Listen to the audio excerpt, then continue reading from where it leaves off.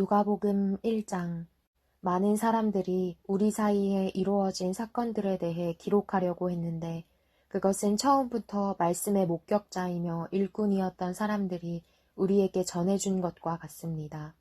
존경하는 데오빌로님, 제 자신도 그 모든 사건을 처음부터 면밀히 조사해 당신을 위해 순서대로 써보내는 것이 좋겠다는 생각이 들었습니다. 이는 당신이 전에 배우신 것이 틀림없는 사실임을 아시도록 하기 위해서입니다. 유대 헤롯 왕 때 사가랴라는 제사장이 있었는데 그는 아비야 계열에 소속된 사람이었습니다. 그 아내 또한 아론의 자손이었는데 그녀의 이름은 엘리사벳이었습니다. 둘 다 하나님 보시기에 의로운 사람들이어서 주의 모든 계명과 규율을 흠잡을 데 없이 잘 지켰습니다. 그런데 이들에게는 자식이 없었습니다. 엘리사벳이 아기를 가질 수 없는 몸이었고 둘 다 이미 나이가 많았기 때문입니다. 어느 날 사가랴는 자기 계열의 차례가 돌아와 하나님 앞에서 제사장으로 섬기게 됐습니다. 제사장직의 관례에 따라 제비를 뽑았는데 사가랴는 주의 성전 안으로 들어가 분향하는 일을 맡게 됐습니다. 그리고 사람들은 모두 밖에서 기도하고 있었습니다. 그때 주의 천사가 사가랴에게 나타나 분향하는 제단 오른쪽에 섰습니다. 천사를 본 사가랴는 깜짝 놀라 두려움에 사로잡혔습니다. 그러자 천사가 말했습니다. 두려워하지 마라, 사가랴야. 하나님께서 내 기도를 들으셨다. 내 아내 엘리사벳이 내게 아들을 낳아줄 것이니 그 이름을 요한이라 하여라. 그 아이는 내게 기쁨과 즐거움이 될 것이며 많은 사람이 그가 태어난 것을 기뻐할 것이다. 그는 주께서 보시기에 위대한 사람이 될 것이기 때문이다. 또 그 아이는 포도주나 독한 술을 마시지 않을 것이고 모태에서부터 성령으로 충만할 것이며 이스라엘의 많은 백성들을 그들의 주 하나님께 돌아오게 할 것이다. 그는 엘리야의 신령과 능력으로 주보다 먼저 와서 아버지들의 마음을 그 자녀들에게로 순종치 않는 자들을 의인의 지혜로 돌아서게 할 것이다. 그래서 주를 위해 예비된 백성들을 준비할 것이다. 사가랴가 천사에게 물었습니다. 제가 어떻게 이 말을 확신하겠습니까? 저는 늙었고 제 아내도 나이가 많습니다. 천사가 대답했습니다. 나는 하나님 앞에 서 있는 가브리엘이다. 나는 이 좋은 소식을 내게 말하라고 보내심을 받았다. 보아라, 너는 벙어리가 돼서 이 일이 일어날 그날까지 말을 하지 못할 것이다. 이는 내가 그때가 되면 다 이루어질 내 말들을 믿지 않았기 때문이다. 한편 사람들은 사가랴를 기다리고 있었는데 그가 성전 안에서 너무 오래 지체함으로 이상하게 여겼습니다.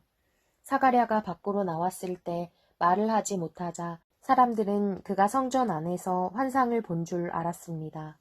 사가랴는 손짓만 했지 말을 못하는 채로 계속 있었습니다. 직무 기간이 끝나자 사가랴는 집으로 돌아갔습니다. 그 후 사가랴의 아내 엘리사벳이 아기를 갖게 돼 5달 동안 숨어 지냈습니다. 엘리사벳은 이렇게 말했습니다. 주께서 이때에 이렇게 나를 돌아보셔서 사람들 사이에서 내 수치를 없애주셨습니다. 그 후 6달째에 하나님께서 천사 가브리엘을 갈릴리 나사렛 마을에 보내 한 처녀에게 가게 하셨는데 그 처녀는 다윗의 가문에 속한 요셉이라는 남자와 약혼한 마리아였습니다. 천사가 마리아에게 가서 말했습니다. 기뻐하여라, 은혜를 입은 자여, 주께서 너와 함께 하신다.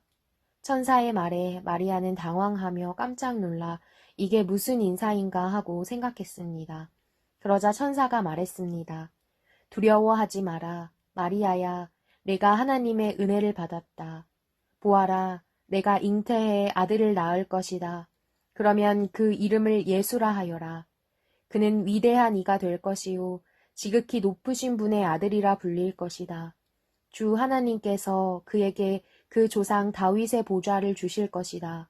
그는 야곱의 집을 영원히 다스릴 것이며 그의 나라는 결코 끝나지 않을 것이다. 마리아가 천사에게 물었습니다. 처녀인 제게 어떻게 이런 일이 있겠습니까? 천사가 대답했습니다. 성령께서 내게 임하실 것이며 지극히 높으신 분의 능력이 너를 감싸주실 것이다. 그러므로 태어날 거룩한 아기는 하나님의 아들이라고 불릴 것이다. 보아라, 내 친척 엘리사벳도 그렇게 많은 나이에 아이를 가졌다.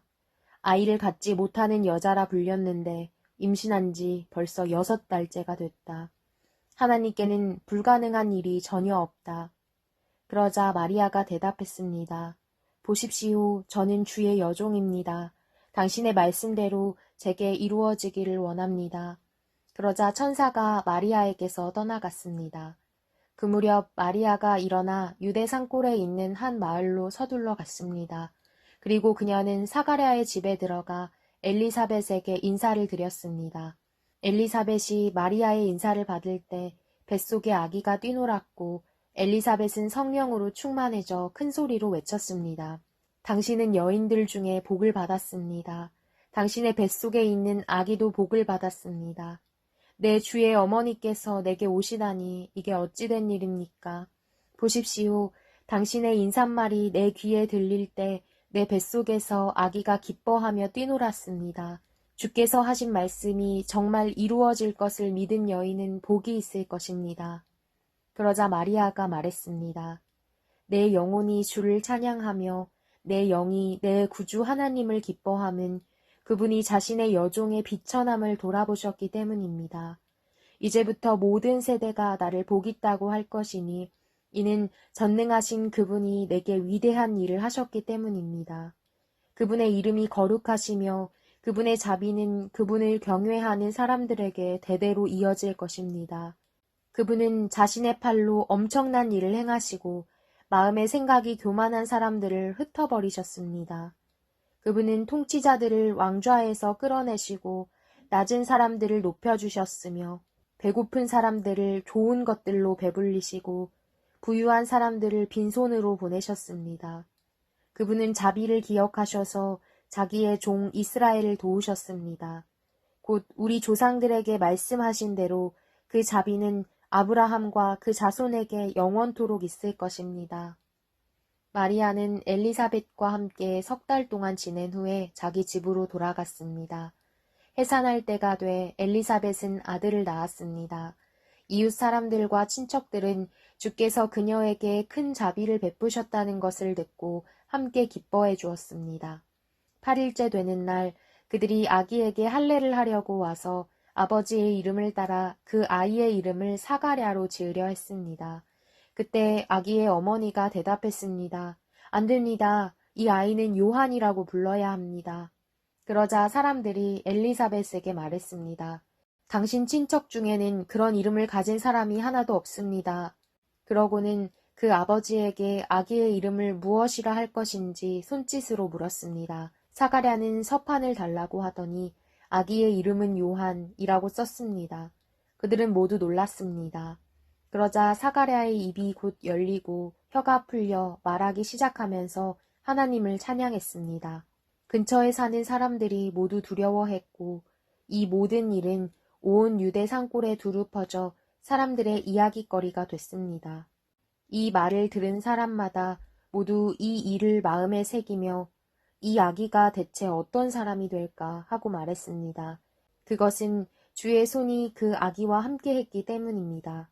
그의 아버지 사가랴가 성령으로 충만해 예언했습니다. 주 이스라엘의 하나님을 찬양하라. 주께서 자기 백성을 돌봐 구원을 베푸셨다. 그분이 우리를 위해 자기의 종 다윗의 집에 구원의 뿔을 들어 올리셨다.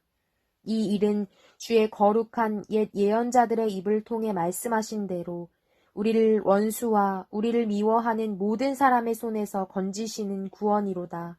주께서 우리 조상에게 자비를 베푸셨고 자기의 거룩한 언약을 기억하셨다.